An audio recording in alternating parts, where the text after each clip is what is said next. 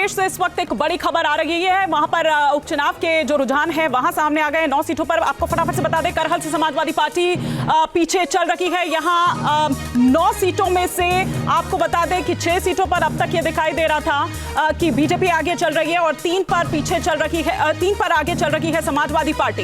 इधर करहल से अगर बात करें तो समाजवादी बदल गई है। अब 9 में से 8 सीटों पर बीजेपी आगे, 1 पर सपा। बिल्कुल स्थिति बदल गई और शायद यही कारण है कि अखिलेश यादव इतना एग्रेसिवली बोलते हुए नजर आ रहे थे। उनको ये लग रहा था कि उनका जो पीडीए है, लेकिन मानी करहल से अखिलेश के गढ़ से भी देखिए, जहां पर वो कह रहे थे वहां से भी अगर समाजवादी पार्टी पीछे चल रही है तो ये बहुत बड़ी खबर है। आलोक पांडे हमारे सहयोगी जुड़ गए। आलोक पांडे हमारे साथ इस वक्त जुड़ चुके हैं। आलोक, करहल से तेज प्रताप पीछे चल रहे हैं, ये तो गढ़ है समाजवादी पार्टी का। बिल्कुल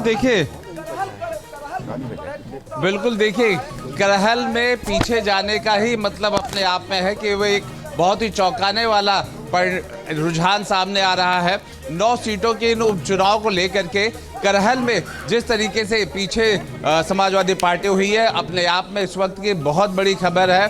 करहल माना ही जाता है कि सैफई परिवार की सीट है, समाजवादी पार्टी की सीट है। जो भी सपा से वहां लड़ता है वो जीतता आया है, उसका 99% यही इतिहास रहा है। लेकिन करहल में अगर पीछे हो गई है रुझानों में तो अपने आप में एक बड़ी खबर है। इन 9 सीटों में सबसे अगर महत्वपूर्ण या हॉट सीट मानी जाती रही है तो अखिलेश यादव वहां के विधायक रहे हैं और सांसद होने के बाद उन्होंने सीट छोड़ी और ये उपचुनाव हो रहा है। तो अपने आप वो अखिलेश यादव जो 9 सीटों पर चुनावी सभाएं कर रहे थे, अपनी ही सीट पर इस वक्त पीछे हो गए हैं उनके प्रत्याशी। तो अपने आप समझ में आ रहा है कि 9 सीटों में भारतीय जनता पार्टी अपने आप को कितना कंफर्टेबल महसूस कर रही है। रुझान पहले से ही जो सुबह से आना शुरू हो चुके हैं। भारतीय जनता पार्टी निश्चित तौर पर अपने आप में अच्छा महसूस कर रही होगी। कहते हैं कि well begin is half done, शुरुआत अच्छा होता है तो अंत भी अच्छा होता है। लेकिन अब देखना है कि रुझान परिणामों तक में कैसे जाते हैं। ये जरूर हमें 10 साढ़े 10 एक ऐसा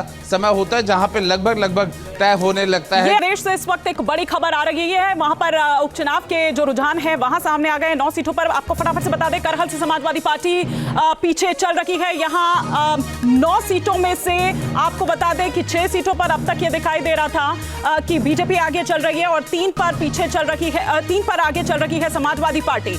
इधर करहल से अगर बात करें तो समाजवादी बदल गई है। अब 9 में से 8 सीटों पर बीजेपी आगे, 1 पर सपा। बिल्कुल स्थिति बदल गई और शायद यही कारण है कि अखिलेश यादव इतना एग्रेसिवली बोलते हुए नजर आ रहे थे। उनको ये लग रहा था कि उनका जो पीडीए है, लेकिन मानी करहल से अखिलेश के गढ़ से भी देखिए, जहां पर वो कह रहे थे वहां से भी अगर समाजवादी पार्टी पीछे चल रही है तो ये बहुत बड़ी खबर है। आलोक पांडे हमारे सहयोगी जुड़ गए। आलोक पांडे हमारे साथ इस वक्त जुड़ चुके हैं। आलोक, करहल से तेज प्रताप पीछे चल रहे हैं, ये तो गढ़ है समाजवादी पार्टी का।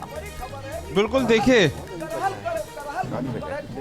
देखिए, करहल में पीछे जाने का ही मतलब अपने आप में है कि वो एक बहुत ही चौंकाने वाला रुझान सामने आ रहा है। 9 सीटों के इन उपचुनाव को लेकर के करहल में जिस तरीके से पीछे समाजवादी पार्टी हुई है, अपने आप में इस वक्त की बहुत बड़ी खबर है।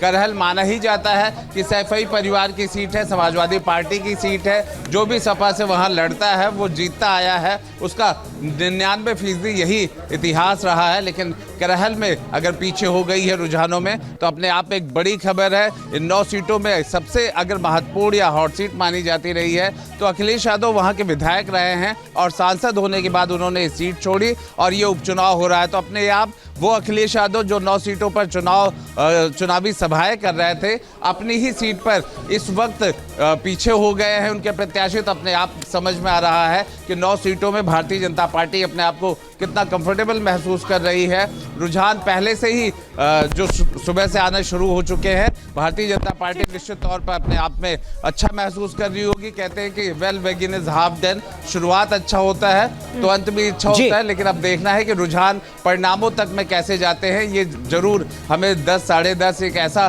समय होता है जहां पे लगभग तय होने लगता है।